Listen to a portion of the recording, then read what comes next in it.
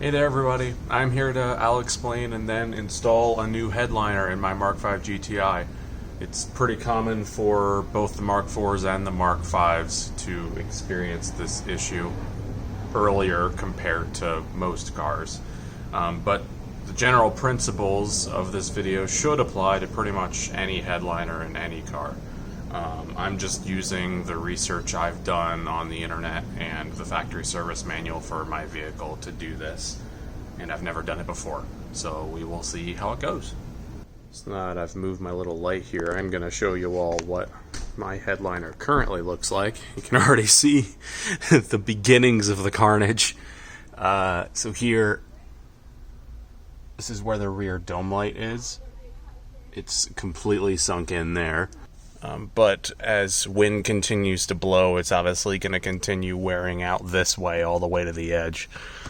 And over here, you can clearly see that it has come clean off of the passenger side.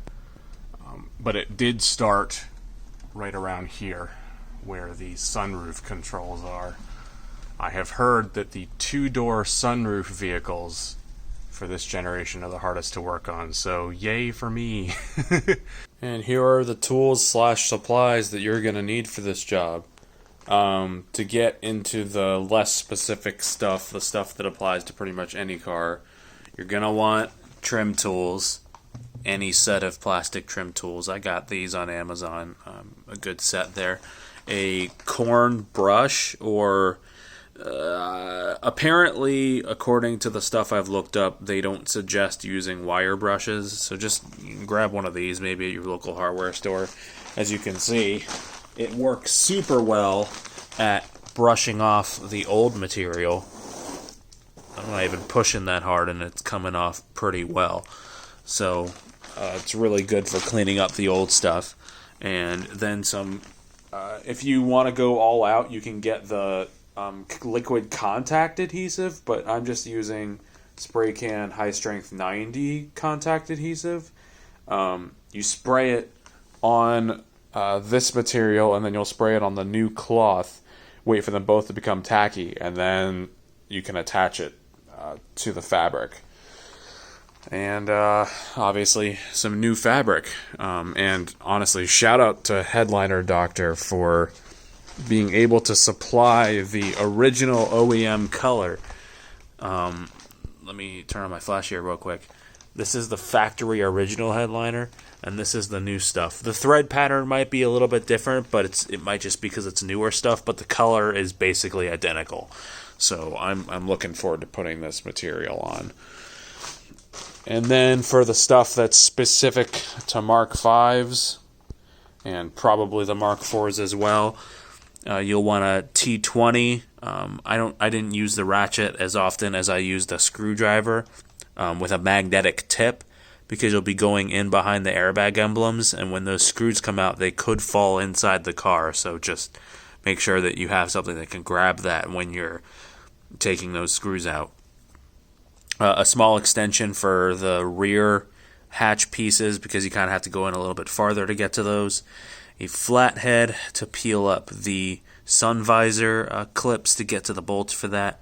A flashlight, since you're going to be inside the car, it's pretty much guaranteed that if you're not working outside, it's going to be pretty dark. A 10mm for the hatch. The back has two of them once you peel up the hatch trim. And then obviously, if you don't have a magnetic screwdriver, you can just use a magnetic pickup tool instead. That's pretty helpful. So that's pretty much it. Not a huge set of tools, but I would say just be very delicate with your hands, since you're dealing with a lot of plastic clips that could break or get lost.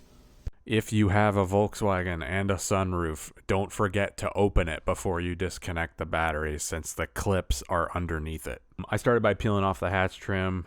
That comes straight down, and all of the clips come straight down as well. Some of them slide from the left or the right into place, so if any of them fall out, just slide them back in before you put the trim back in. Then I moved on to the grab handles. In my car, there's 4 of them. There's a little slot for the flathead to fit in the front, and then there's 2 T20s on each of them. And once those come out, you can just pull straight down, and you'll hear some happy little plastic noises as they come out. Just note that all of the steps in this video are mirrored left to right. The passenger and driver's side pretty much works the exact same way, at least for this vehicle, and probably for most vehicles, unless you have like a Veloster or something. So then we're going to move on to the B-pillar trim, peel back the airbag emblems. VW actually says to get new ones, but I managed to keep the little fingies on the other side of the emblems intact. So I did not so I ended up reusing mine. But if they're mangled and they don't fit back into place correctly, you can get new ones. But once you take the T20 out of the top of it, it should basically unwrap itself with enough peeling, but be gentle. There are 3 clips on the back end of this trim that slide straight forward towards the middle of the car. So once you get that left side out, just take the back side and go straight towards you instead. I ended up kind of, wiggling it around a little bit and slightly bending the clip and the plastic behind it. So just keep that in mind. But other than that, it should just slide down along the seat belt. That's another thing that the factory service manual says to do, is to disconnect the seat belt at the bottom, but I didn't really find the need to do that since I could just slide that B-pillar trim all the way down and the back seats were already down. So then I peel off the fuse cover on that and the passenger side, and then I moved on to the A-pillar trim, which has, again, an airbag emblem at the top and a T20 behind it. Once you take that out, you can peel pretty much again towards the middle of the car while flexing the outer side of the trim away from the headliner and away from the glass. And then it should come straight up out of the dash in the front. Feel free to, crack the door to give yourself some extra room. I think I ended up having to do that, at least on the other side. And it should just come out without too much difficulty. There's a couple of clips on the bottom that are holding a small plastic strip next to it, but that's pretty much it. It should come out pretty simply with that one screw and enough prying. And note where the clips are here. It's a similar scenario for the hatch trim. You should be able to just take them if they happen to fall out and slide them back into the piece before you install it. And now is the sun visors, which again, a little peel with the flathead and T20 under that. But past that point, it's a little bit different. You will have to wait until the headliner comes down a little bit for you to undo it from the top, because there is a plastic clip in place there, and the cable is holding it in. So just leave the sun visor hanging for now. Next is the dome lights. Those actually slide to the left or right, depending on what side you're working with, and I ended up breaking the glass on one of mine. That was a good time. But the electrical connector squeezes inward and then slides out. Then there's just 2 T20s to take the rest of that sunroof panel off. Although you don't have to remove it right away. I would just keep it there. If you have extra time while the headliner's coming down, you can do the sun visors and the sunroof controls at the same time.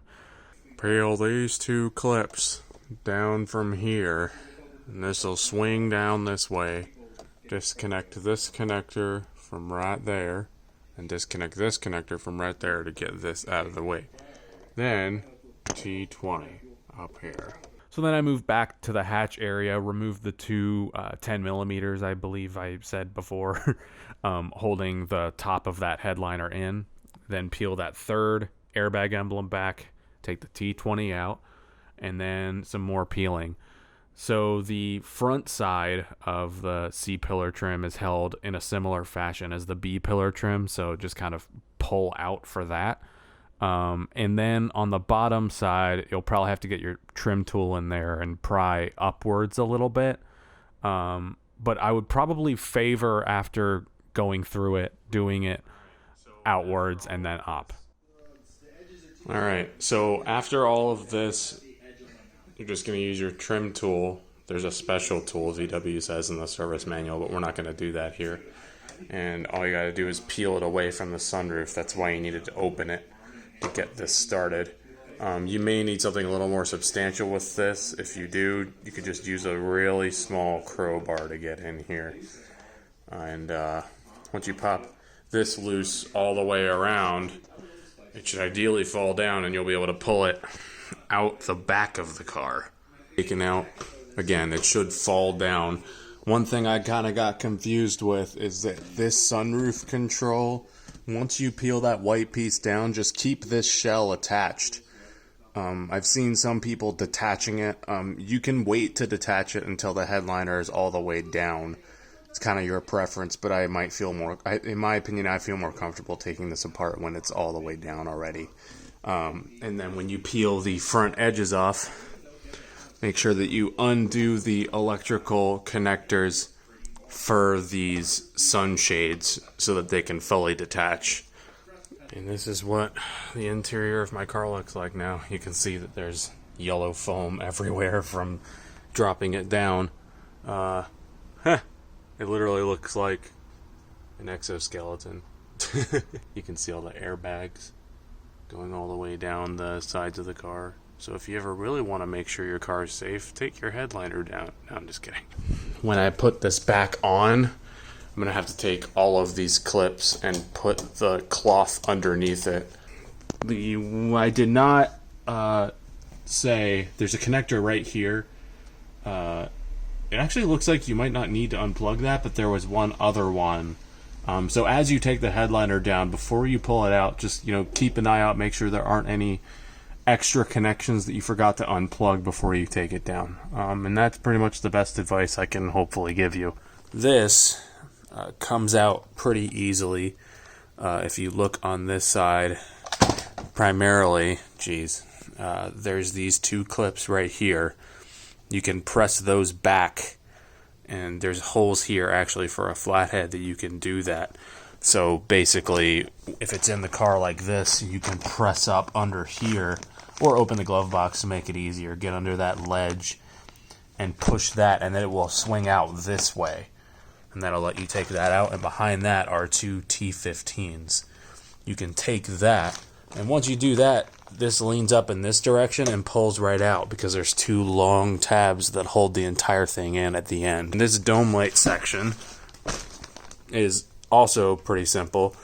This shell you can actually just pull off with your hands pretty much, and then under that you have clips here and here. And once you do that, it will come out this way like that. And that's very simple. It's not, there's a, and there at the other end there is a electrical connector, and it'll be right here, and that's pretty simple. You can just squeeze these two tabs and it pulls out super easily. And similar situation to the front, where there's a little black bracket here that I might either cover up or just take out completely. But let's get to peeling off and brushing. So while you're brushing all this old stuff off, just apply a light pressure. You shouldn't have to do anything crazy to get all of the foam off.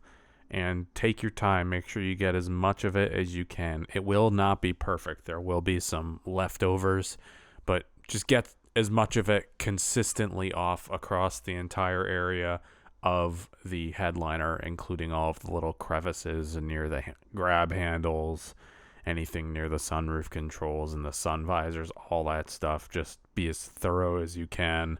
And since it's going to take, a day or so for the adhesive to cure, you might as well take your time on this. It's worth the investment. Then once you've got it all dislodged, you can just brush it all away. And then I would suggest propping the headliner up on something. I don't have a work table or anything like that, so I just used some file boxes and some other little bits to make sure that it was even on both sides. And then you take the new fabric, spray adhesive on one side at a time. I actually did the headliner one half at a time, and again, this is the first time I've ever done this, so I wouldn't take my words at face value here for this part of the job, but I would say just gently work from the inside outward and definitely give yourself some extra room especially when you start cutting around anything, the sunroof, the grab handles, that kind of stuff. I waited to cut the grab handle trims until the headliner was already in the car. So I'd say that wasn't too difficult, since I was just able to cut as I was putting everything back in for that. But for the larger pieces, you're going to want to cut it before you put it in the car, or else it's going to be really inconvenient. The sunroof, you basically have no choice. But, best thing I could probably say here when you're doing the new headliner is to just be very slow, be very gradual. I used a cardboard roll in the middle of the headliner to make sure that when I was applying one half, I wasn't pressing the other half down or wrinkling it in any fashion, so that when I moved over to the other half, it wasn't messed up in any way, and I was able to do it without needing an extra pair of hands. Although if you do have a partner or just anyone around that can help, I would highly suggest it, since they're going to be able to help stretch things out as you're pressing it down. But when I say stretching, don't overdo it, because if you do, then if you overstretch it and then you end up having to bring it back a little bit, peeling it off will be difficult if it has already dried. Just follow the instructions on the can and you should be okay as far as the stickiness goes. I cut some crow's feet, I believe is what you call those, for the sunroof, but I cut too deep, and you'll see that later in the video where this headliner has some flaws. This is one of the only projects that I've done on Project Ninian that I don't regret, but wish I could do more than once. And we'll just see how this thing holds up over time. If it worsens, so far it hasn't, I'll say that. It's been about a month or two since I filmed this, and it's been okay so far. But if it gets worse, I think that I may just pull the headliner down and redo the adhesive, since the foam is probably okay. And that's probably the last note I'll put here, is that the foam on my headliner failed, not the adhesive. And sometimes it's mistaken to be the adhesive when it really isn't. Finally, after I'd say about 10 hours total of work, so actually not too bad for the first time, since I've heard it can take more. That also doesn't include the 24 hours it takes for the headliner to cure once it's adhesed to the backing. This is what it looks like.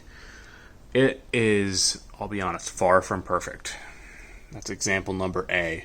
I could not get that to line up, and I probably should have used maybe more coats of adhesive in that area. But again, I kind of expected this to be not perfect, since I had never done it before. The second issue is, oh my god, look at this bug. Look at what it's doing. It's literally just floating with its head on the surface of the paint. Here on the sunroof, I did cut a little bit too deep in the two front corners. You can see that there. But thankfully, it adhesed up, and all the clips worked as they should have. I would probably suggest getting new clips if you can find the part number. I don't know whether it was on the clip itself. I didn't look, but I would probably suggest that, since it might make things fit up a little bit tighter here. But again, I used a bunch of extra headliner to hold the clips in, so that ideally, if it does stretch again and the adhesive I used didn't work, it won't look horrible, because it won't be pulled down a lot because it's being held up by the clips themselves. Up here near the sun visor, everything works like it should. Thank God all the electronics work. All the grab handles went in like they should. I did the trimming while I was putting them in, so everything went well there, except for this one. You can see a small cut right here that I made that was a little bit too big. But again, I'd say for a first timer, it's not that bad, and you can't really tell unless you're looking at it really close. And the most important part being that the rear is no longer sagging, and as you can see, I'd like to think I didn't do a half bad job. I really say it looks a lot better than the old one, even though my job wasn't necessarily the highest of quality. But we'll see how it holds up over time. I'll definitely do a report, whether it's on Instagram or whether I end up making another video about it if anything goes wrong. But if you don't see anything, then assume everything was pretty much fine.